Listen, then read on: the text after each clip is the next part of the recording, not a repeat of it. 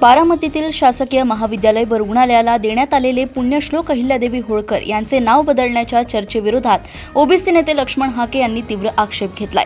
नावात बदल केल्यास राज्यभर मोठे आंदोलन उभे करू असा इशारा त्यांनी शासनाला दिलाय।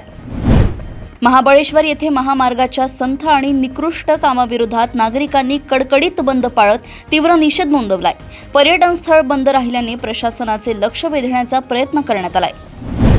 सांगली जिल्हा परिषद सत्तेवरून राजकीय वाद पेटला असून खासदार विशाल पाटील यांनी भाजपवर सत्तेची घाई असल्याचा आरोप केला। यावर मंत्री चंद्रकांत पाटील यांनी काँग्रेसने बहुमतावर सत्ता स्थापन करून दाखवावी असे प्रतिआव्हान दिले।